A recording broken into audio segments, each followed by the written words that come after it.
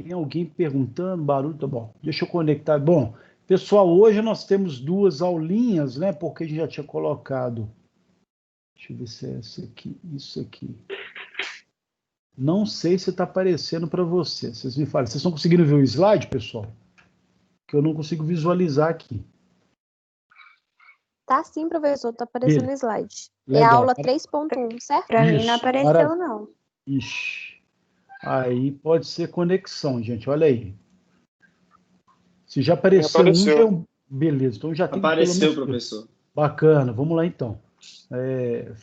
Com força e com fé, tá, gente? Vai dar tudo certo aqui, beleza? Então vamos lá, pessoal. Dando prosseguimento, a gente acabou as duas primeiras unidades. Lembrando, né, a questão básica e conceitual de logística e depois a questão das atividades logísticas. Óbvio que todas essas são importantes. Transporte, armazenagem e a movimentação está inerente a tudo, mas transporte, armazenagem, gestão de estoque é o que há de mais. Na verdade, transporte e estoque, tá, gente? É o que é mais determinante hoje para a logística, mas o quinto componente que entra aí, que é a informação, tá? Então, não sei se vocês já fizeram ou vão ter uma matéria chamada Sistema de Informações Gerenciais.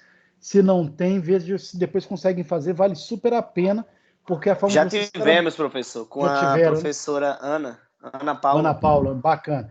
E aí, então, vocês viram a importância da informação e, mais do que isso, a importância da informação para a logística, tá? Então, esse que é o principal, tá? E hoje a gente vai ver todo o processo das técnicas e métodos, não é uma unidade complicada, pelo contrário, ela só vai pontuar e pincelar quais são as tendências em logística hoje, levando em conta não só ferramentas e práticas que estão sendo incorporadas no dia a dia, mas também as várias opções, soluções que a logística encontra nessas questões que estão aí. Então, a gente vai ver hoje just in time, just in sequence, uma é derivada da outra, a gente vai ver histórico e tudo mais, todo o processo da filosofia que está por trás, e logo depois a gente já vê a matéria, aquela parte do capítulo que fala sobre embalagem, unitização e containerização, tá? E na próxima aula a gente vê operador logística e tecnologia da informação. Ok, gente? Então, de forma tranquila. Aí o pessoal pergunta, mas, Rodrigo, por que está dando 2 por dia e vai sobrar uma sexta-feira em novembro? Porque, gente, essa coisa de trabalhar com a previsibilidade, né? Ontem e hoje, né, o problema está sendo conexão. Mas nunca se sabe. Onde eu moro, por exemplo, às vezes dá problema de falta de luz, alguma coisa nesse sentido. Eu moro no paraíso, tá, gente? Assim, não o bairro, mas eu moro num paraíso aqui na Terra. O lugar onde eu moro é muito bom, mas ele tem algumas questões limitadas aí, ou seja, tecnologia, algumas coisas nesse sentido, tá?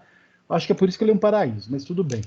Então, de qualquer forma, deixa a gente ganhar o tempo. Se precisar de algum dia, tiver algum imprevisto, igual teve ontem, aí a gente tem uma carta na manga com uma data extra aí, tá? Só para constar isso aí. Então, vamos lá. Dito isso, alguém tem alguma pergunta, algum comentário, alguma coisa, gente?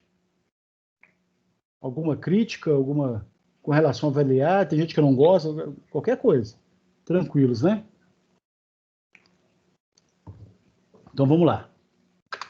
Just in time, just in seconds, vocês já devem ter ouvido falar.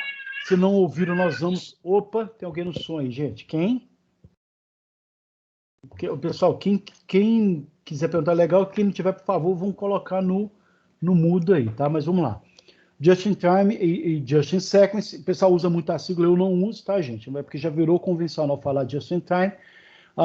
E aí, antes da gente começar a entrar propriamente dito nessas duas, né, práticas, vamos entender aquilo que a gente já falou no momento, que na aula passada, sobre o processo do fluxo de materiais. Logística, ela é responsável por todo o fluxo de materiais, seja do fornecedor até o cliente final. Então, material, leia-se como insumos, como material produzido, como material a ser entregue, tá? Todo o processo de informações, cada vez mais a logística está se apropriando desse potencial informativo, tá? A informação ela passa a ser vital para o negócio. E a logística vai gerenciar isso, porque todo o processo logístico passa prioritariamente pela questão da informação e, ao mesmo tempo, todo o processo do fluxo financeiro está passando pelo crivo, pelo controle da logística também, tá? Porque aí você tem todo um processo de feedback, de crítica em relação às várias iniciativas e como que o impacto em relação ao fluxo financeiro, a gente já viu isso logo nas primeiras aulas, como que isso é determinante para uma série de questões. O fluxo de produção, de demanda, ou seja, tudo que envolve venda, marketing e tudo mais, e, consequentemente, o processo financeiro passa exclusivamente, né? É claro que dividido com outros setores, mas passa exclusivamente pelo processo de logística. A logística pode até não ser a dona propriamente dita da parte financeira e dessas outras questões, tá, gente? Mas prioritariamente vai passar pela logística. Então, cada vez mais o profissional de logística, ele tem que estar abrindo o leque, né? E aí todo o processo de mentalização da profissão, que é o logística, com toda essa visão sistemática que cada vez mais está sendo incorporado pela logística. Então, e eu sempre falo isso, pode parecer redundante, mas é um processo de pontuar mesmo. Se antes o pessoal achava que logística era só cuidar de transporte, isso já mudou há muito tempo. Então, hoje, a logística, inclusive, assim, em breve vão ser os profissionais mais bem remunerados, tá? De algum setor estratégico, da empresa em si, pelos vários processos que vão passar pela mão do logístico. Mas ainda não está valorizado. Não está valorizado por culpa do próprio profissional, tá, pessoal? O próprio operador logístico é uma pessoa que não se dedica, não investe em educação, não procura se aprimorar, não busca novas técnicas, novas ferramentas, novos aplicativos, e aí a logística fica parada no tempo para alguns setores, algumas pessoas. Para as empresas que estão mais antenadas, né, no mercado, e aí a informação passa a ser o processo decisivo, né, isso já mudou e é um processo cada vez crescente disso. Então, felizes vocês que estão fazendo um curso de logística, o diploma vai ser significativo e vai fazer toda a diferença, tá? Quando vocês estiverem passando férias na Europa, vocês lembrem de mim, tá? Disso que eu estou falando aqui do potencial, tá, gente? E aí não precisa mandar presente não, mas pelo menos mentaliza. Olha, bacana, eu estou aqui na Europa por causa do professor, tá?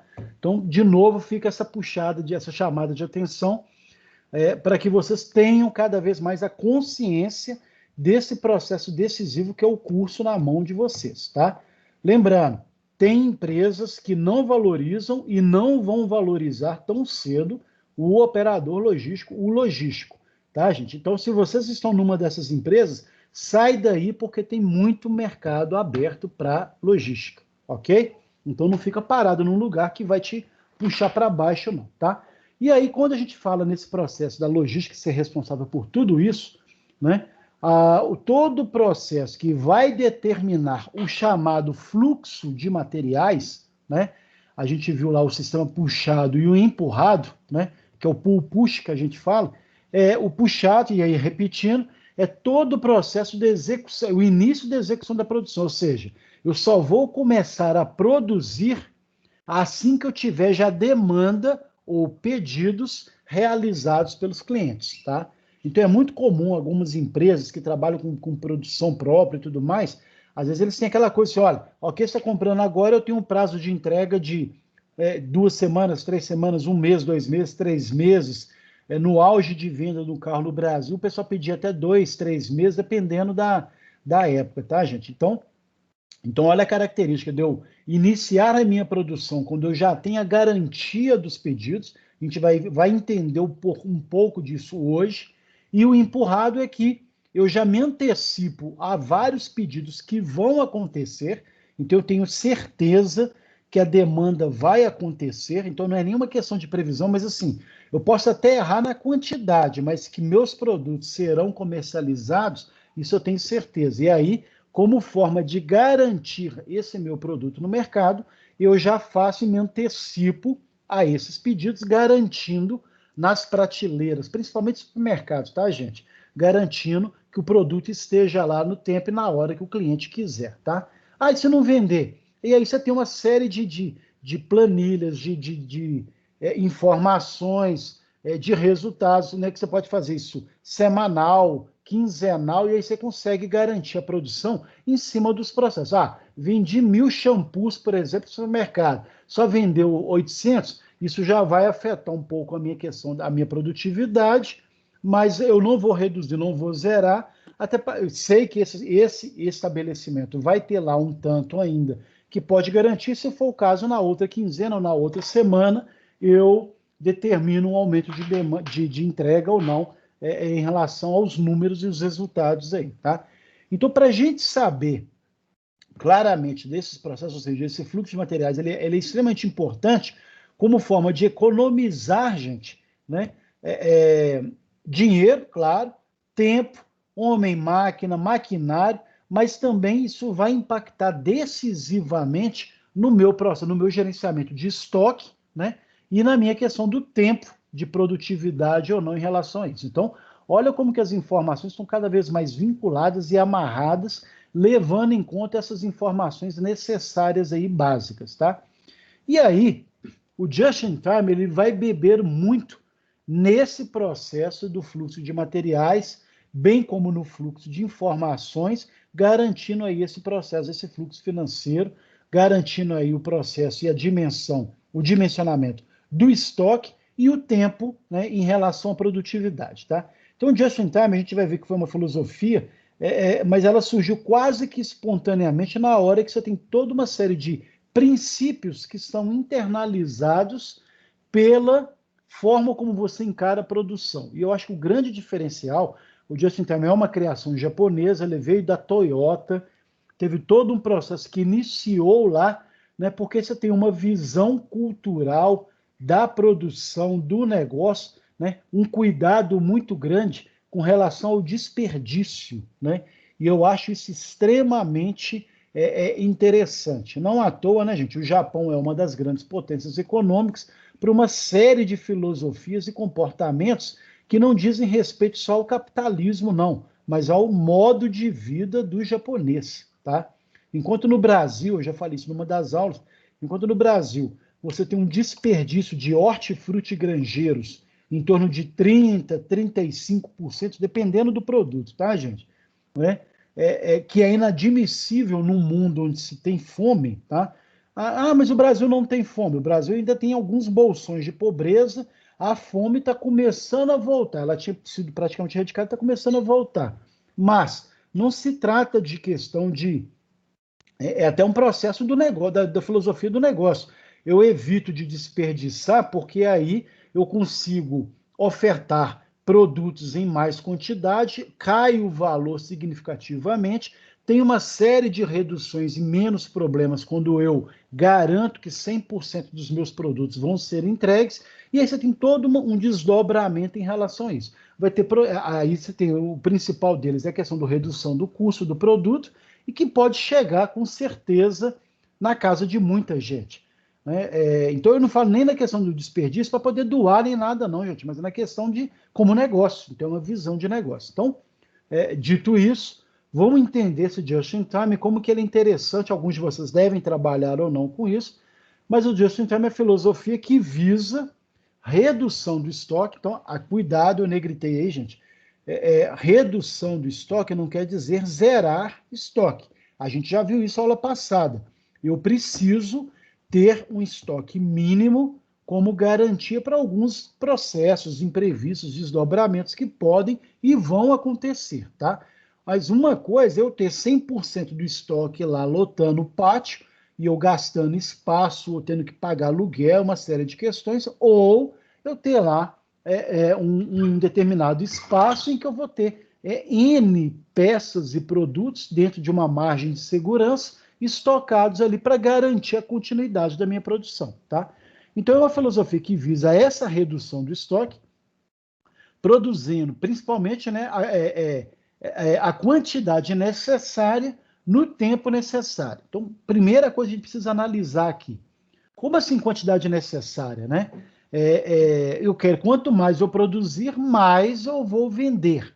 Ok, mas isso vai depender não só daqueles dois sistemas que a gente viu lá em cima, sistema puxado e sistema empurrado, mas principalmente, gente, do tipo de produto que eu tenho. Então imagina a Toyota criar isso, em que eu não vou lá produzir. Eu vou brincar que agora sobrou um tempinho, eu vou fazer 10 mil carros a mais, né? Ok.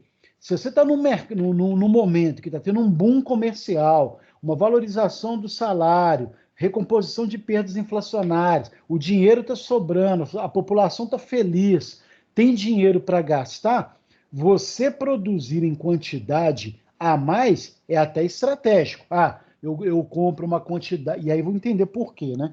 Eu compro uma quantidade de aço a mais, porque eu estou tendo um bom mercado, um mercado está aquecido, consigo um bom preço pela quantidade que eu estou comprando, e quanto mais produtos eu fizer aproveitando esse aço mais barato, melhor para mim na questão da rentabilidade. Então, olha como que é o processo de você saber utilizar da informação, né, e trabalhando todo esse processo, né, a favor da sua produtividade. Então, de novo, isso vai levar em conta no tipo de produto que você tem. Ao mesmo tempo, se eu produzo muito automóvel, eu vou ter problema de espaço, eu vou ter problema de depreciação, o automóvel ficou lá parado.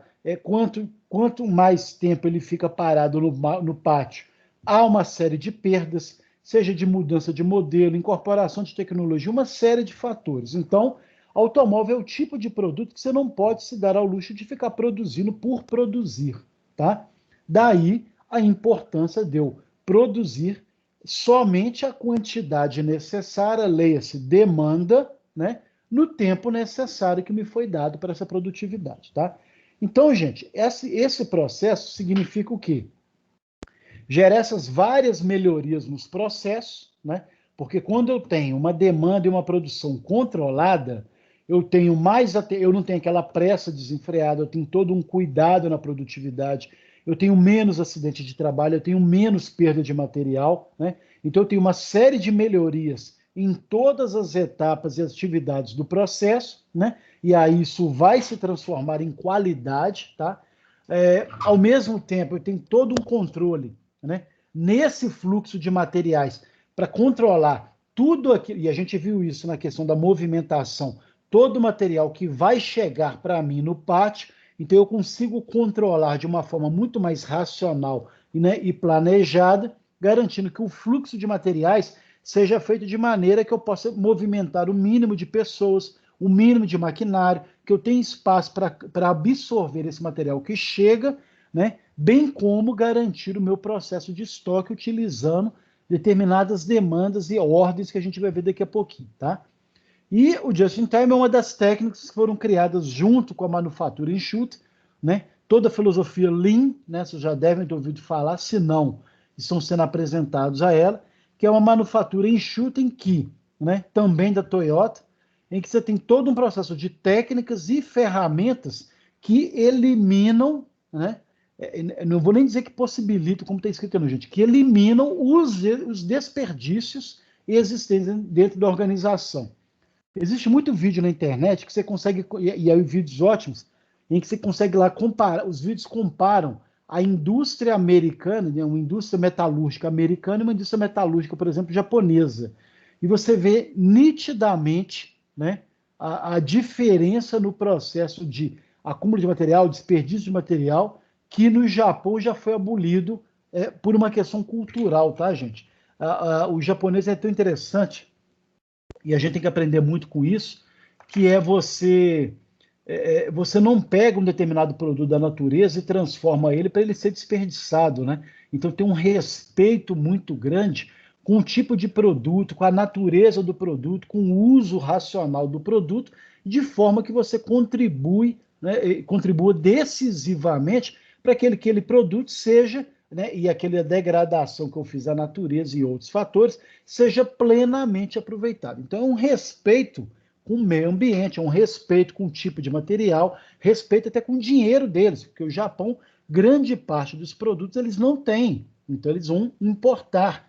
E aí você tem todo um cuidado de otimizar de maneira que você evite desperdício, tá? Então, ó, a gente está falando de um processo de reflexão mesmo, tá, gente? É cultural, né? Então, é diferente em alguns lugares, que às vezes é igual eu pego, por exemplo, água, né?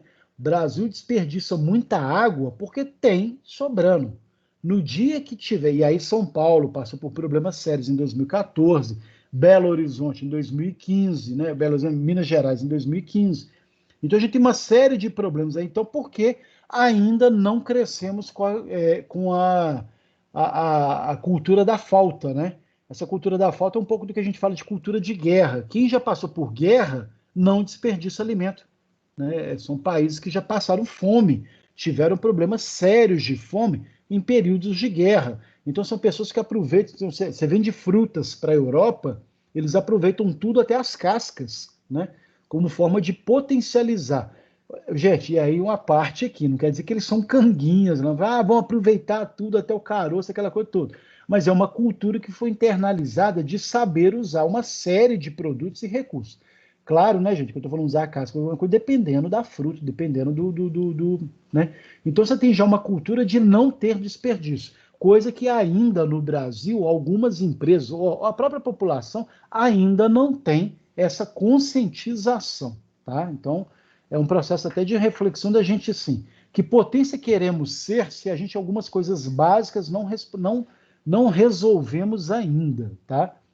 Então, eu dou esses aportes e apartes sociais, tá, gente? Porque minha área é ciências sociais, né? Então, eu sou formado em ciências sociais e sou formado em administração, em contábeis também. Então eu gosto de pincelar tudo isso só para chamar a atenção de algumas questões aí que a gente precisa incorporar como crescimento mesmo cultural, né? E aí sim, quando a gente conseguir se apropriar de várias dessas iniciativas, ninguém segura o Brasil, tá? Eu não vou dizer que está longe, não, está um pouquinho mais longe do que a gente gostaria, mas muita coisa está sendo feita e evoluída nesse sentido, tá? Então a gente viu aí que é uma técnica para poder eliminar os desperdícios, e o Just in Time não é sinônimo, como eu falei antes, de zero estoque, mas um gerenciamento desse estoque, tá, gente? Então é a forma como eu vou, e a gente viu isso na aula passada, gerenciar esse estoque, né? Garantindo aí sempre que eu tenha, né, um planejamento de saber quando acionar, né, incorporar compra de insumos, compra de materiais, quando distribuir, quando colocar em linha de produção e trabalhar de uma forma mais racional, tá? E o Just in Time é uma das principais ferramentas que eles utilizam, né? Tem várias, mas a principal mesmo, gente, que é quase inerente quando você fala em Just in Time, você fala em filosofia Lean, você fala em Kanban, né, que alguns de vocês já devem ter ouvido falar, mas a gente vai conhecer daqui a pouquinho, tá? Até aí tudo bem, pessoal? Algum questionamento, alguma... Ok? Acho que o slide saiu. Tranquilo, professor. Beleza, então vocês vão... Fiquem à vontade para interromper, tá, gente? Então, Kanban, né, é a sincronização do fluxo de materiais, tá? Então, o nome Kanban, gente, é de cartão, a gente vai ver isso depois, tá? Mas quando é que eu uso esses cartões, né? Eu uso cartões como forma de sincronizar. Então, sincronizar é criar um tempo determinado para que determinado fluxo, né, produtivo, né, leve em conta o fluxo de materiais que vão ter que chegar para alimentar essa produção, né?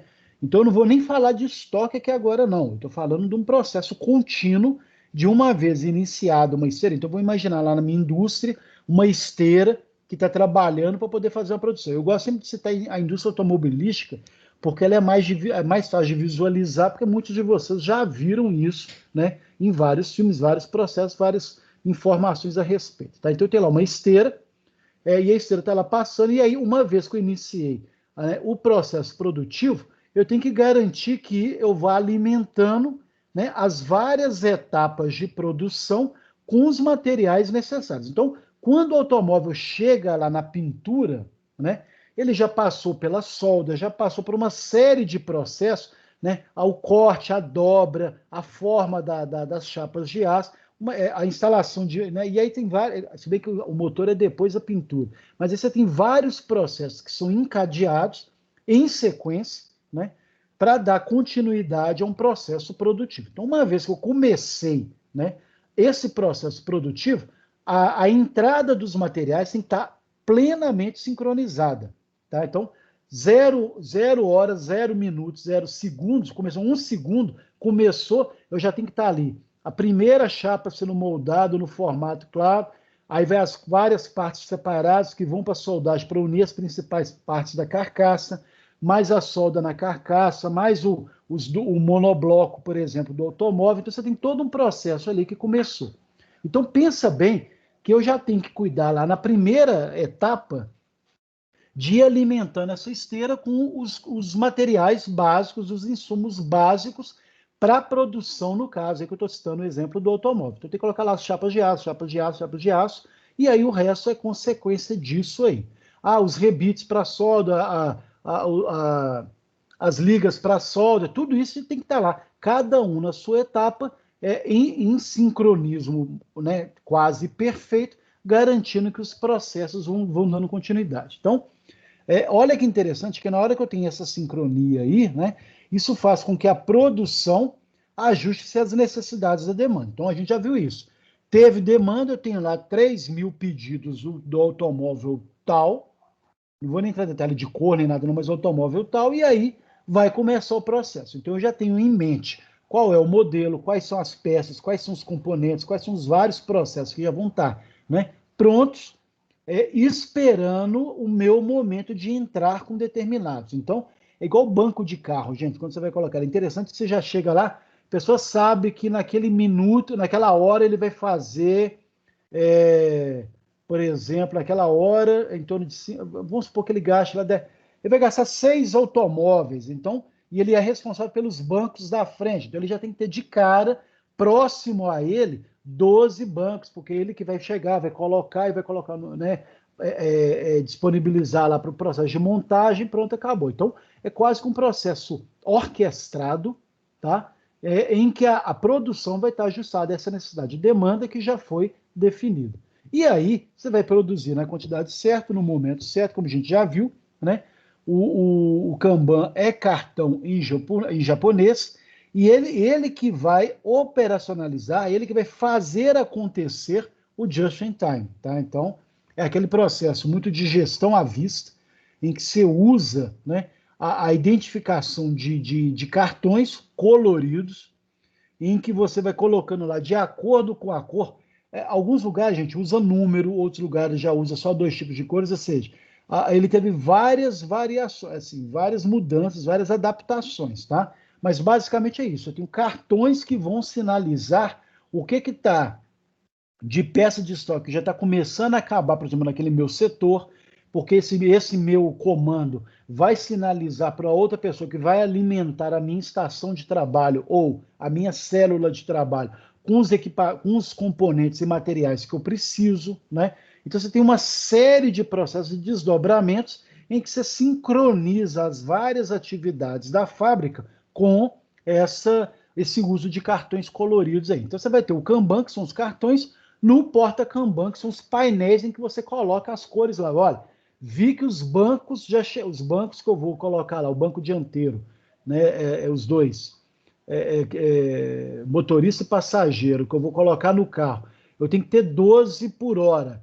Chegou na metade e tudo mais, eu já mudo o cartão, coloco lá o meu cartãozinho significativo, específico e altamente divulgado, né? Todo mundo sabe qual que é o simbolismo daquele cartão, no meu Kanban, no meu porta-Kanban, que vai sinalizar o pessoal para já providenciar a renovação ou a complementação dos materiais que eu preciso para poder dar continuidade, tá?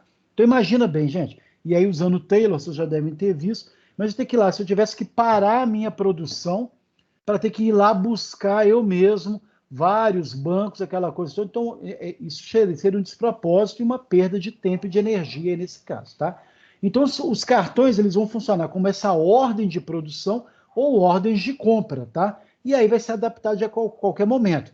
Se eu estou numa empresa, eu sei que o meu estoque já está chegando perto da zona de segurança e já acendeu a luz amarela que eu tenho que renovar o estoque, eu vou usar Kanban como ordem de compra. Olha, em tanto tempo, daqui a uma semana, daqui a 10 dias, daqui a 3 dias, de novo, dependendo do produto, o meu estoque vai entrar na zona de segurança ou vai zerar. Então, você já coloca o cartão sinalizando o que tem que ser comprado ou não. Então, passa lá a pessoa do departamento de compras, ele passa visualmente, verifica já no campo específico o que tem que comprar, ele já vai se mobilizando em relação àquilo, tá? Então, Então, pode ser não só para essa ordem de produção, como também para a ordem de compra, tá? Então, o Kanban vai permitir, gente, ao fornecedor, né? Interno e externo, e aí eu expliquei o porquê do interno. O interno é exatamente esse. Olha, o setor de estoque tem que alimentar a linha de produção. Então, ele que vai fornecer os insumos básicos ali.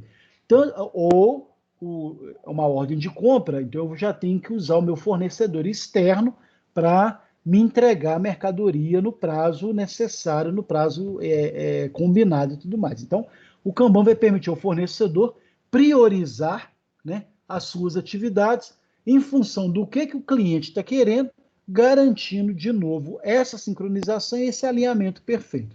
E isso é tão interessante, gente, que uma vez que a Toyota incorporou esse mecanismo, né, ela criou todo um planejamento nos próprios fornecedores. Então, tem um fornecedor que vira e fala assim, olha, eu recebi uma informação do tipo de produto que já está na luz amarela lá da indústria. Então, eu sei quanto de prazo que eu tenho, considerando o deslocamento e a entrega lá a tempo e a hora para atender determinado cliente. Então, acabou criando todo um processo de organização que ramificou, inclusive, entre os fornecedores na época, né, e aí disseminou a cultura de uma forma muito fantástica, em que saiu ganhando todo mundo, porque antes o fornecedor, como ele não sabia, né, quantas peças ou o que ele tinha que fazer, ele acabava, às vezes, produzindo um monte de peça a mais, impactando no estoque dele, ou num capital de giro, de ter que gastar dinheiro, né, desnecessariamente, porque ele não tem previsão, ou não tinha previsão de como que seria, então ele estava lá, olha, deixa eu fazer 1000 peças aqui, porque eu não sei se alguém vai precisar, né? Na hora que eu crio essa metodologia, eu já tenho todo um planejamento que eu sei quem está precisando da quantidade ideal, qual que é o meu prazo para atender. Então, você já começa a se policiar e se pautar em cima dessa organização. Então, saiu ganhando todo mundo, tá, gente?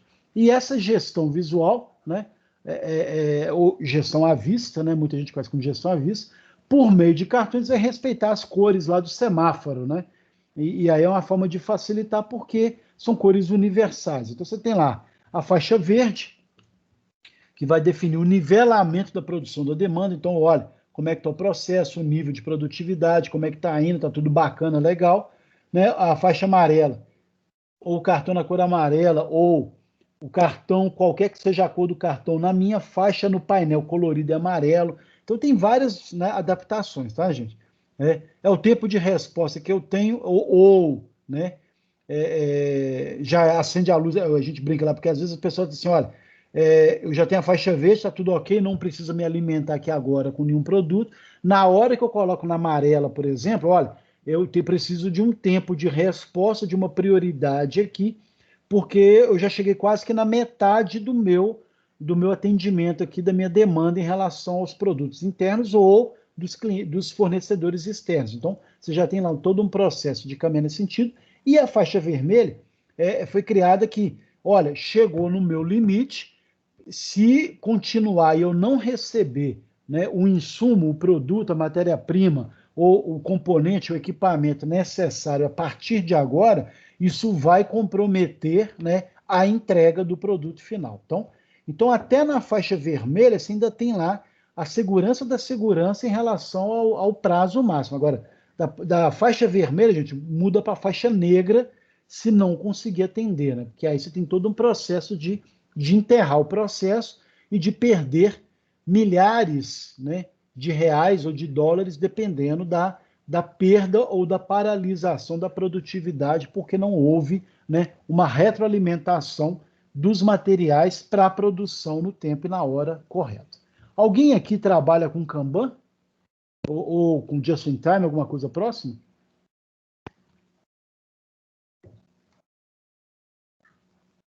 Professor, boa noite. Boa noite, Romulo. Beleza, cara? Do Jóia, lá na FedEx, nós trabalhamos. Não tem muito tempo, não. Começou, acho que foi em março ou abril, não sei, o Kanban lá na empresa. Romulo, travou. Caiu. Voltou agora, vai lá. É o seguinte, a gente trabalha lá, acho que desde março, se não me engano, ou abril. Então, assim, começou com a sequência de pallets formados. Então, assim, no começo era bem difícil, que era o processo mais lento, mais difícil. Aí depois chegou uma gestora lá que implantou a questão do Kanban.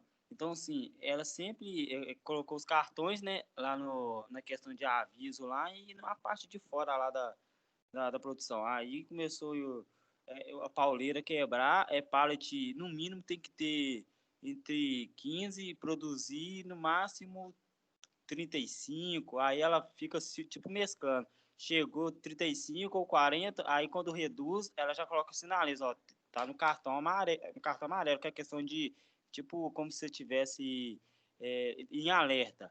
Mas já chegou vezes que já chegou no vermelho, aí todo mundo ficou desesperado, porque não podia faltar, porque tem hora das carretas ter que sair, entendeu? Então, assim, a gente trabalha bem com isso, mas o povo está adaptando aos poucos. Eu venho estudando isso também, porque, como o senhor relatou aí também, a questão que foi criada no Japão, pelos toyotistas. Então, assim, e o Just in Time e o Kanban eles caminham juntos, né? Então, assim, é bem complexa a situação. Aí a FedEx está planejando acho que é dia 1º de janeiro, criar uma esteira, né, que ela chama Station Redesign, que ela até faz parte até de uma outra matéria, só que ela é bem ligada à questão da produção também, e à questão do Kanban, que é a questão de uma esteira bem enorme que vai atravessar o galpão. Por exemplo, uma esteira que as caixas a rota 126, doca 10. Aí a esteira vai lendo as etiquetas, vai emitindo os romaneios e as notas automaticamente. Então, isso basicamente é uma estratégia até competitiva. Então, assim, e o Kanban vai implementar bem forte nisso, porque a sequência que vai ter de carga passando por essa esteira, que na qual chama Station Redesign, então, assim, vai ser muita, professor. Então, o Kanban lá na empresa está sendo bem implantado, eu estou gostando, é bem interessante, entendeu? Então, basicamente E isso. facilita, né, Romulo? Eu falo assim, o principal é que vocês vão perceber como é que as coisas vão ficar mais fáceis, né? Muito, muito, muito. Então é um E, processo de e, através planejamento. e através dessa esteira também, juntamente com o Kanban, ela vai ter vantagem perante as outras empresas, e isso dito pelos engenheiros, de 6 horas em vantagem às outras concorrências, entendeu? Então, assim, o Kanban vai ter que cortar de 80, não pode falhar, não pode falhar. Mas 6 horas é muita coisa, né? Então olha só que bacana, como que vai ser uma estratégia e um diferencial aí, É o interessantíssimo. diferencial competitivo, realmente. Bacana demais, homem. Bacana. Obrigado aí, viu, pela participação aí. Porque é exatamente isso, é um pouco dessa reflexão mesmo, né?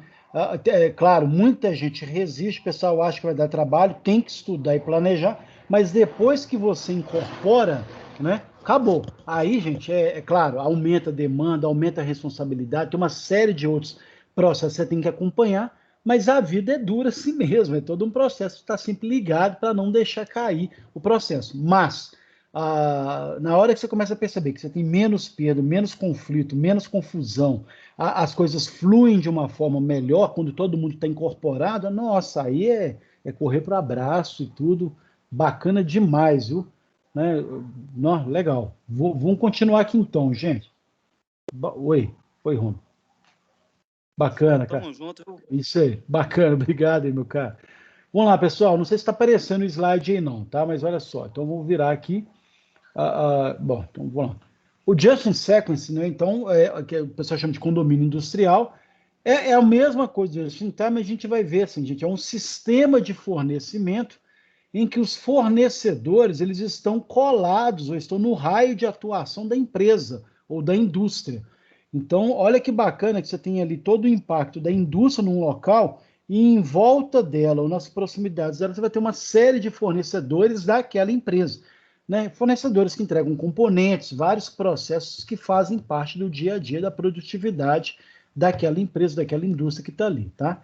Então, eles abastecem diretamente essa linha de produção e o fato de estarem nesse condomínio industrial, né,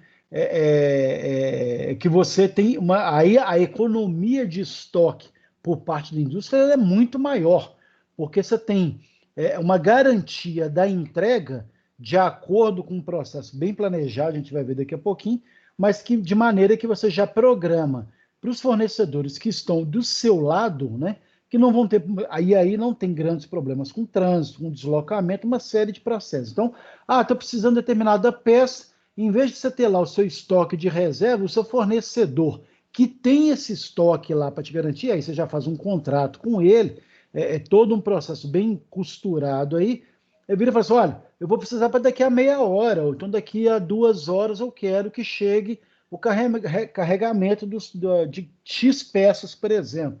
É a conta, então, do fornecedor, que está colado lá no mesmo bairro, no mesmo distrito, né? Ou no mesmo setor industrial, distrito industrial. É a conta dele, então, tirar lá do estoque, movimentar internamente, carregar e tudo mais, e levar na porta da sua, e aí já alimenta a esteira no horário programado, tá? Então, de novo, né, abastece diretamente a linha de produção, é aquela coisa que a entrega já vai já direto no processo da esteira, da produtividade, numa sequência estipulada, então tem a ordem certa, num tempo determinado, tá? Então, olha como que ele é um processo extremamente de planejamento e que você sabe claramente, olha, quais produtos têm que chegar na ordem, e é um pouco do que eu dei no outro exemplo lá, os meus bancos de passageiro e motorista dianteiros estão acabando, você não precisa ter isso no seu estoque interno, não, você já tem isso no fornecedor que está colado na porta da sua fábrica. Então, você já pede para ele, ele já vai trazer as 12, né? Então a cada hora ele leva 12, ou ele pode levar 60 para garantir 5 horas, entendeu? Então, é um processo que você tem um uso legal, correto, tranquilo, numa sequência que está determinada. Olha, a cada X horas você vem cá e me traz 12, né? Ou a cada X minutos, então você me traz 12, de uma forma bem dinâmica, bem clara, né? Não impactando em uma série de processos em relação ao estoque da indústria em si, ao mesmo tempo que vai determinar o processo de produção da fornecedora lá no caso, tá? Então, atende não só os itens necessários, né? Mas assim, então vai entregar aqueles itens que estão sendo precisos, na quantidade que está sendo esperado, no momento, né, que está programado para isso e na sequência correta lá. E aí, quando fala no momento, é porque já está sequenciado também, tá, gente? É na sequência certa. E o grande processo aí é que você tem uma redução de custos absurda, principalmente por parte da empresa, por parte da indústria. Você não tem nem gente interna para movimentação ou equipamento, porque você vai ter, às vezes, o próprio caminhão que chega lá, você vai ter 2, 3 pessoas para descarregar, ou o próprio fornecedor leva o pessoal para descarregar e já descarrega aquilo na esteira. Então, a redução de custos ela é significativa e, ao mesmo tempo, você tem todo um processo de produtividade que não para, né, sendo garantido por essa sequência aí, por esse just in sequence, né, em relação à produtividade. Tá? Então, olha a vantagem que é o just in sequence, ele é um desdobramento do just in time, que é um processo evolutivo, tá, gente? Eu falo que é uma questão de trabalhar com evolução, tá? Dentro do processo do giro dos materiais ou do giro dos produtos, a gente vai ver uma metodologia chamada FIFO e LIFO. O FIFO vem lá do First In, né? First Out, então tem todo um processo de trabalhar. O primeiro que entra é o primeiro que sai. É só uma metodologia dependendo da natureza do produto, tá, gente? E aí, por que isso? Dependendo da entrega ou do processo, então você vai ter a garantia e você vai garantir que o produto que foi produzido primeiro, e que por sua vez ele vai ter um lote e uma data de validade mais antiga, seja o primeiro a chegar ao cliente. É uma questão até de lógica e racionalidade. Olha, eu estou produzindo, tem aqui um produto que vai durar 6 meses. E aí, se eu faço uma produção muito grande que vai impactar, acaba que o que foi produzido primeiro pode vir a perder primeiro, porque não teve uma logística de entrega respeitando a data de produção do lote ou do produto em si, tá? Então, é uma questão óbvia, né? Então, eu já faço todo o processo de garantir que a validade, dependendo do processo, vai ser o primeiro a chegar ao cliente para não ter nenhum tipo de perda nem nada em relação ao processo. Saber utilizar os materiais e os insumos de forma racional e inteligente, tá? Já a LIFO, né? A LIFO é Last In, First Out, então, ou seja, o último que entra é o primeiro que sai, Não é elevador, tá, gente? Então, no elevador isso funciona bem, tá? O último que entra é o primeiro a sair, ainda mais que está lotado. Isso é o quê? O ponto de venda, o PDV, ele vai receber do distribuidor o produto mais fresco que ele tem no estoque. Então, isso vai levar em conta da natureza do produto em si, tá, gente? Então, por exemplo, eu trabalho para um supermercado que eu vou ter lá pescados, por exemplo, né?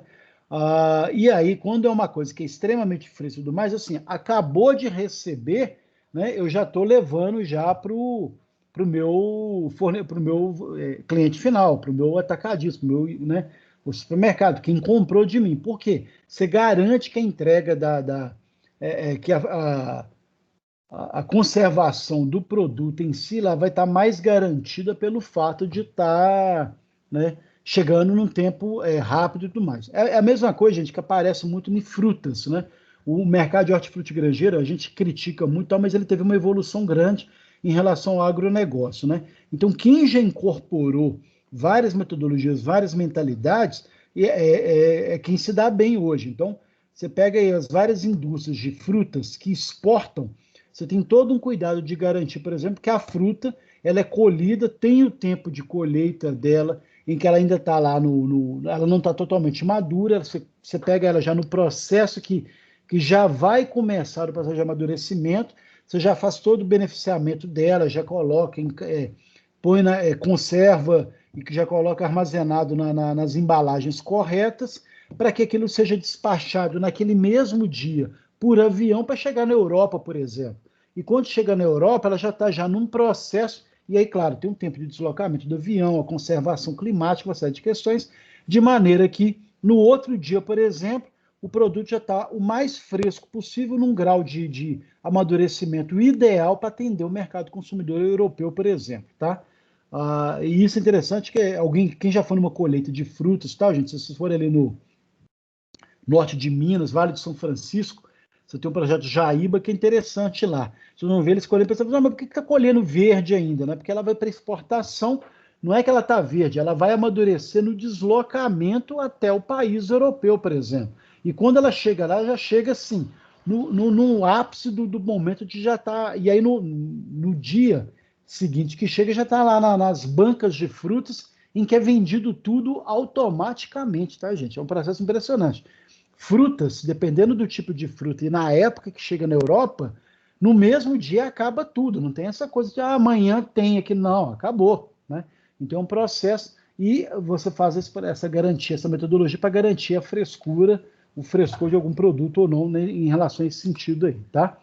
A gente viu essa parte aqui em relação a todo esse processo de just in time, gente, é uma matéria simples, é uma unidade extremamente simples, mas extremamente importante, porque ela trabalha consideravelmente essa técnica e essa metodologia, né, que é uma filosofia, tá, gente? E aí eu gosto sempre de pontuar isso, de uma filosofia que tem a ver com um processo de incorporação de cultura, tá? E uma vez que se incorpora essa cultura, até brincar aí, viu, Rômulo, com você e com. Vocês vão ver como é que daqui a pouco os próprios funcionários da FedEx vão evoluir numa série de questões, tá? Porque na hora que você começa a incorporar alguns planejamentos, isso acaba impactando a vida pessoal de cada funcionário, a forma como vocês veem o negócio, vocês acabam virando donos junto com o chefe da empresa, tem todo um processo de identificação e, assim, é um caminho sem volta. Uma vez que você aprendeu várias técnicas que incorporam, acabou. É um processo garantido aí, né, de maneira que você consegue melhorar em vários aspectos. Até a racionalidade humana melhora quando você incorpora algumas filosofias, algumas culturas que acabam promovendo o melhor de você e o melhor da produtividade, tá, gente? De Não fato, que eu... né, professor? De Isso. fato, até porque ainda a gente ainda cursa ainda a profissão que gosta e vê essas coisas assim, você fica assustado, meu Deus, está acontecendo isso e isso. Então você acaba que se apaixona mais por aquilo e te leva para o lado tanto pessoal como profissional. Fala assim, nossa, realmente é bem diferente pelo nosso crescimento, a nossa mente fica assim, nossa, vai acontecer, a gente jamais vai colocar alguma dúvida em relação aquela situação, assim, para crescimento pessoal é ótimo também, muito ótimo. Não, você vai ver depois no currículo, que você colocar lá que você já domina, né, essa filosofia Kanban, por exemplo, aí. Então você vai ver como é que isso aí acaba ainda selecionando. Então seu futuro é bacana, tomara. Vamos sempre continuar torcendo aqui. Tá? Amém. E aí, pessoal, na hora que a gente vê todo o então não é uma matéria complicada, né? Nem questão de ser densa, não, mas chamando a atenção para a importância desse processo, tá? Deixa eu colocar aqui o outro slide. Até que a conexão está até legal aqui. Deixa eu ver aqui.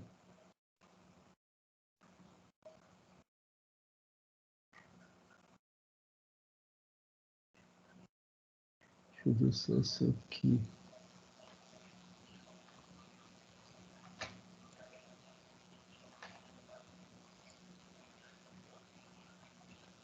Opa.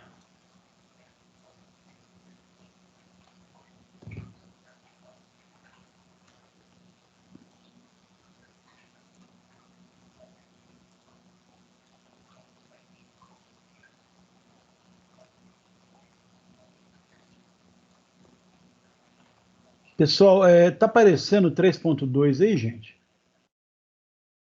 Tá legal aí? Sim. Bacana, então vamos lá. Dando prosseguimento, então, à nossa aulinha de hoje. Alguém tem algum comentário para falar sobre a outra unidade, gente? Não, né? Tranquilo? Então vamos continuar, então. Dando prosseguimento agora, a gente vem numa página que é extremamente interessante, que é também um cuidado logístico que vocês vão ter que ter, né, e saber trabalhar também, mas principalmente conhecer principalmente tudo que diz respeito aos processos de embalagem, unitização e containerização, tá? Inclusive, uma prova a prova de vocês em relação a processos logísticos vai ter uma prova que vai ser oral, tá, gente? Quem falar unitização e containerização sem errar 3 vezes direto, vai ganhar parte dos pontos aí, tá? Mas, brincadeira à parte, é todo um processo, claro, de trabalhar essa mentalidade aí, né? Visando, né, a racionalidade. E aí a gente começa exatamente, né, entendendo o que é embalagem. Embalagem é todo, né? E aí embalagem, gente, por mais que seja um processo do marketing, a gente teve um exercício logo no começo do semestre que a gente trabalhou um pouco essa questão dos processos logísticos ou das atividades logísticas em sinergia com o marketing. E aí vocês viram lá a importância da embalagem em relação aos processos do marketing, tá? E aí o pessoal fica assim, mas o marketing que domina ou que determina a embalagem. Não necessariamente. Hoje já está invertendo. Grande parte dos processos em si acaba sendo a logística que vai ditar a regra e o marketing vai melhorar ou potencializar isso. Então, embalagem, né, é todo o conjunto, todo o processo de atividade de um projeto e produção de um recipiente ou envoltório de um produto. Basicamente é isso, tá, gente? É aquilo que reveste, que protege, que embala, né, um produto qualquer, tá? Então, óbvio, todo mundo aqui sabe o que é embalagem, tá? Qual que é a função básica? Conservar, expor, né? Porque aí você tem que saber expor, né, o conteúdo da embalagem. Alguns são necessários essa exposição, né? Mas ao mesmo tempo a embalagem ela serve para vender os produtos e ao mesmo tempo conquistar os clientes, tá? E é tão interessante que a embalagem ela deixou de ser uma coisa, o patinho feio que era antes, faz de qualquer forma aí porque o pessoal vai rasgar e vai jogar fora depois, ok, mas cada vez mais a embalagem passou a ser um diferencial competitivo.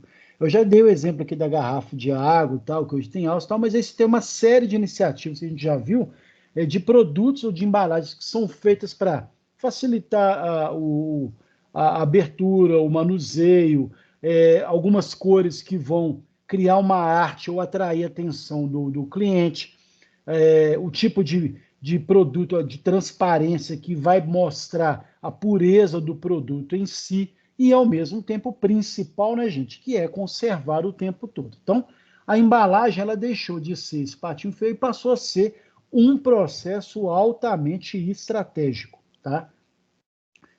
Hoje você tem equipes que são contratados, são criadas dentro de alguns setores, tanto da propaganda quanto das estratégias, exclusivamente para pensar em embalagem. Equipes de criação, por exemplo, de marketing ou de publicidade e tudo mais, ficam o tempo todo pensando em embalagem, como esse processo de agregar tudo isso que a gente viu aí. E a embalagem, ela é uma ferramenta de marketing, claro, né? Então ela vai agregar o valor, vai evidenciar a imagem e a marca da empresa, então todo o meu resultado ele vai ser positivo ou não, não duvidem disso, em relação à forma como o meu produto se apresenta para o meu cliente, né? Então, olha como que você tem que explorar, né, via marketing, né, passando pelo crivo da logística. Então, de novo, eu chamo a atenção disso aqui, mas de maneira que eu crie uma solução que vai conservar o meu produto, vai armazenar o meu produto, e aí pegando os dois principais indicadores da logística em relação à embalagem, conservar e armazenar, mas de maneira que eu usufrua de uma estratégia para poder fazer com que essa embalagem agregue valor, né, ao produto em si, né? Porque é muito frustrante, né, pessoal? Vocês vão lá, fazem imagina aí cortes de frango, por exemplo, e você vai e faz um corte bacana e tal, e tem todo um esmero e uma política de higiene, de cuidado, produtos de primeira linha, congelados separadamente e tal, e vai e coloca numa embalagem que o cliente não consegue ver o que está ali dentro. Ele não vai comprar. Ele vai comprar de uma, né? Pode até ser pior o tipo do corte do frango que vai ter lá, mas ele não vai comprar se ele não visualizar como que está a qualidade daquele produto dentro da embalagem, né? Mas o que importa é que está congelado, né? Alguém aqui acredita que os supermercados, né, mantêm a conservação 24 horas, a refrigeração 24 horas por dia, gente? Vocês acham que isso é sempre? Porque é muito comum você chegar no supermercado e você pega lá, às vezes, um hambúrguer, e o hambúrguer está meio molenga, né? Aquele molenga ali é porque ele ficou... ele só é congelado durante o horário comercial em que as pessoas estão na loja, e em alguns estabelecimentos, na hora que acaba lá, encerra o horário dos clientes, você vai lá e desliga todos os freezers, né, então, para poder economizar a luz, e aí fica ali mantendo, né, claro, nas primeiras horas mantém o acondicionamento pelo próprio processo do gelo que formou, e logo cedo a pessoa vai lá e liga, e aí volta a refrigerar aquele processo. Dependendo da hora do dia que você ainda vai pegar ele meio molenga, tá? E aí você tem uma série de coisas que vão comprometer, por exemplo. Agora, imagina se fosse produtos assim, numa embalagem completamente escura e que você não conseguisse ver como que está o produto lá dentro, tá? Não sei se vocês já viram, você consegue comprar hoje as caixas de hambúrguer, né? Elas são lacradas e fechadas, óbvio, mas tem são aqueles hambúrgueres a granel que estão lá, aquelas várias embalagens que estão separadas em que você compra a quantidade que você quer, não necessariamente o número específico da caixa. E aí são embalagens plásticas que você consegue visualizar lá o produto, né? E aí você compra às vezes pela cor, pelo tipo de produto. Então, olha como que é um processo aí que pode comprometer ou não a venda do produto, a entrega desse produto. Então, não adianta eu ter um esforço enorme para ter matérias-primas de qualidade, fornecedores que me entregam com bastante, né, agilidade, garantir uma produção muito eficiente em relação a isso e não vender o produto porque faltou um detalhe ali que é o tipo de... A embalagem contribui, atrapalha no caso de não vender nesse sentido, tá? Então, olha a importância daí. A embalagem ela vai contribuir para o sucesso do produto na competição do mercado, então olha como que todo o meu processo. A embalagem vai ser um diferencial competitivo, ela vai garantir a forma como essa embalagem está, né, para o meu cliente, ela vai garantir, por exemplo, o meu sucesso de vendas ou não, tá? É o caso, por exemplo, quando algumas empresas de sardinha, já dei esse exemplo, que vai lá e desenvolve uma tampa em que você abre fácil, né? para evitar aquele processo de ter que ir na cozinha, usar um abridor de latas e toda aquela sujeiraiada que fica, a dificuldade de ter que abrir, e a pessoa vai lá e desenvolve uma lata em que você puxa lá uma alavanca, faz uma alavanca e puxa e abre a tempo e a hora, né? Da mesma forma que quando a embalagem ela promete determinada solução e não entrega, né, vira um processo meio complicado. Alguém que já comprou biscoito desses creme cracker, biscoitos recheados, ou biscoito Maria, por exemplo, que tem aquelas embalagens que tem aquela tirinha vermelha para facilitar a abertura, né? Alguém consegue usar aquilo?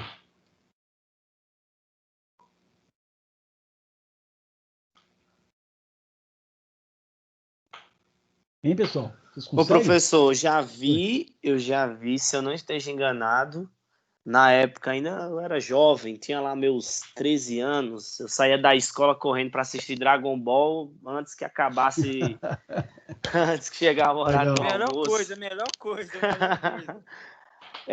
Vocês são dessa geração, que bacana. Vocês são com quantos anos agora, Paulo? Você é com quantos anos agora? Eu tô com 28. Não, então você tá muito jovem. Para com isso. Que é isso, pessoal? Então eu sou uma criança perto do Paulo, hein? Eu tenho 23. Então, vocês são meninos ainda, gente. Vocês são meninos aí. Mas eu ainda me lembro, professor. Eu saía correndo, aquele sol no Nordeste, aquele calor nas costas. Nossa! Mas chegava na abertura do desenho, aí ficava feliz. Mas eu me lembro, naquela época, ainda tem hoje, aquele biscoito passatempo. Sim. Eu me lembro uma vez que ele estava explicando o que você poderia fazer com a fitinha vermelha, que era uma coisa só de, vamos supor, você comeu 3 biscoitos, sobrou os 7, você com aquela fitinha vermelha e amarrava, pronto, só servia para isso mesmo. Ela serve para abrir, serve para amarrar, para fechar a embalagem, né? Mas a questão, assim, a dificuldade que algumas têm lá, a fitinha vermelha, e aí você tenta pegar e o trem não abre, aquela coisa toda. E muita gente acaba apelando e usa a faca para cortar mesmo, rasga o pacote. Sou eu. Que é interessante, gente, que você sabe que tem um artigo exatamente, tem publicação científica sobre como que pode dar errado, né? Já teve gente que foi usar aquela fitinha e não conseguiu abrir, quando a pele puxa de uma vez, e aí você tem uma perda, aí cai um monte de biscoito no chão, quebra a maioria, o que denotava a perda da credibilidade naquele processo, né, naquele diferencial, e que o uso incorreto ou o produto não funcionar adequadamente estava provocando as pessoas de desistir de comprar determinada marca. Então, tanto que tem algumas que até divulgam. Você, olha, o nosso Abre Fácil, né, o Lactal, ele funciona de verdade. Eu já vi uma propaganda uma vez em que a pessoa a indústria dava a cara a tapa, dizendo assim, pode testar que o nosso funciona. E eu sou muito chato, gente. Eu falei, comprei só para testar mesmo, porque eu sou altamente crítico àquele processo. Claro que facilita, foi feito para isso, é um diferencial quando funciona, tá? Então, olha como é que a embalagem ela tem esse processo exatamente de garantir, né, essa satisfação do cliente aí, de maneira que ele consiga plenamente... Gente, eu não sei se saiu. O meu deu um pique aqui. Como é que tá aí? Oi? Saiu, professor. Saiu o slide? Saiu, né? O meu deu um pique aqui. Deixa eu colocar de novo. Saiu. Não sei se vai voltar aí. Olha aí se voltou, tá? E aí você tem todo... Beleza. Aí você tem todo um processo da embalagem que é exatamente satisfazer o cliente ao máximo. Então, quando a indústria, a empresa incorpora essa mentalização e aí ela chega ao requinte de melhorar a embalagem para facilitar a vida, é uma entrega a mais, né? Você está adicionando um valor junto do produto que você está ali. E não dependendo do diferencial que você tem em relação, às vezes você vai cobrar até um pouco mais caro e as pessoas vão comprar o produto porque esse aqui tem um sistema de abertura que é mais fácil, de abertura, de lacre, de fechamento e tudo mais, que é mais fácil para o meu dia a dia. Então a diferença é muito pouca, mas eu prefiro por causa desse diferencial. E muita gente vai comprar pelo simples fato de você ter lá uma embalagem que jogue a favor, tá? Então, professor, eu posso só fazer, que eu me lembrar, claro. Porque tipo assim, só passar uma curiosidade. Igual, eu não sei se o senhor já viu aqueles tic-tac? Sim, sim. Eu não sei se o senhor sabia, mas que dentro do tic-tac tem como se fosse um... Como é que eu posso dizer? Eu esqueci a palavra Tem um para me... orifício lá, Isso, como se fosse um pequeno recipiente. Nunca na exatamente. minha vida eu ia saber que aquele recipiente ali era para encaixar uma balinha para não precisar ser aquele tanto na mão. Nunca. Paulo, eu também, assim, eu aprendi depois que eu vi isso, nessas coisas de dúvida e tal. Claro, né? A maioria, o ser humano, ele é muito afobado, né? Aquela coisa, você abre, né? Uhum. Porque como você tem um processo de tic-tac que ele serve ali para você dar uma a uma, né? Então, uma a uma, né? Tem aquele pessoal que é guloso, né? Eu quero 3 de uma vez, né? Então, o pessoal já abre naquele ímpeto de já virar na mão e tudo mais. Para muita gente, quando se explica a importância daquele recipiente na tampinha para poder abrir um a um, o pessoal vai falar assim, pô, mas um a um é muito, então dá trabalho, você tem que abrir um a um para colocar. E o pessoal vira na mão de uma vez. Mas o certo é o quê? É o uso racional. É um a um mesmo, aquele processo e tal, mas o pessoal abre no ímpeto aí. Mas é exatamente, você vê, tem alguns mecanismos, algumas coisas que são feitas para isso, né, gente? E o pessoal às vezes desconhece por uma série de questões. Então, a embalagem tem essa questão mesmo, essa coisa de garantir, mas tem que divulgar também, né? Ou seja, não dá para partir do pressuposto de que o cliente vai saber para que serve determinado. Eu conheço gente que compra o caso do biscoito e nunca viu aquela fitinha vermelha, né, para abrir. Né? Ixi. Outro dia eu recebi um vídeo aqui de WhatsApp da menina contando como novidade aquela tampinha para abertura do leite naquelas caixinhas Tetra Pak, né?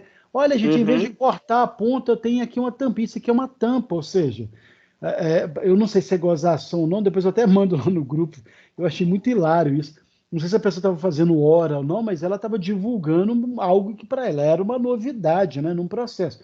Então, tem cliente que desconhece o uso real da embalagem, né? Então, olha como que é um processo que, se eu me proponho a fazer embalagem para ser um diferencial, né, eu tenho que fazer informação chegar ao cliente. Olha, aqui, e alguns produtos têm isso, né? Agora com o sistema abre fácil, agora com, né? Então você tem várias empresas que vão incorporando alguma novidade em relação à embalagem, ela coloca no rótulo, às vezes, essa informação como forma de disseminar esse aprendizado aí. E nem sempre todo mundo, às vezes, para, lê ou procura saber isso. Então, olha o processo da informação que tem que ser trabalhado aí pela questão da logística também, né? Mas é mesmo, Paulo, eu só aprendi depois que eu vi um vídeo, tá? Eu também não sabia, não, tá? Assim, te confesso aí, né? A gente tem essa coisa do abrir no ímpeto aí, tá? Então vamos lá, pessoal, continuando aqui. A embalagem então vai permitir exatamente isso, que a mercadoria chegue ao seu destino, né, à casa do cliente, na mesma condição de uso, de conservação, né, que apresenta lá na hora que ela foi, né, produzida, embalada e tudo mais. Então a ideia sempre prioritária é essa, conservar, tá? Ainda mais quando é produto alimentício. Mas fora isso é expor, vender e ao mesmo tempo conquistar os clientes, tá? Vamos ver as classificações em relação aos tipos de embalagem, pessoal. Então, a mais básica, eu sempre conheço como embalagem primária, secundária e tudo mais, mas aí tem os nominhos, né, clássicos dela, tá? Então, embalagem de primária ou contenção, né? Então, é aquela embalagem que fica em contato direto com o produto, tá, gente? Ou seja, é aquela que vai colado no produto ali, protegendo ele. Que é grande parte dos produtos aí. Você vai comprar aí um baconzitos, um biscoito, qualquer coisa, está lá. A embalagem, ela é primária porque ela está ali. É a única que protege o produto do agente externo. Ela não fica ao ar livre, aquela coisa toda está ali embalada adequadamente. A secundária é a embalagem de contenção, ou seja, é outra contenção em que apresenta o produto no ponto de venda. Então, vai ter lá todo o processo de, além da contenção, eu tenho uma outra que vai dando a apresentação, a imagem, o rótulo, alguma coisa nesse sentido. Então, vamos pegar aí, por exemplo, aqueles sucrilhos. Eu estou pegando aqui café da manhã, né, gente? Porque a gente às vezes faz café para os filhos, a gente acaba tendo processo. Aqueles sucrilhos, aqueles cereais lá matinais. Você tem a contenção que ela está lá dentro, né, que é aquele plástico que envolve o produto lá dentro, e fora você tem uma caixa que é a embalagem secundária, né, em que vai ter lá um papelão que vai estar impresso, vai ter todas as informações, vai ter um monte de coisa lá para poder agradar e entreter, tá? Mas está ali voltada exclusivamente para satisfazer o cliente, o consumidor final, no ponto de venda, tá?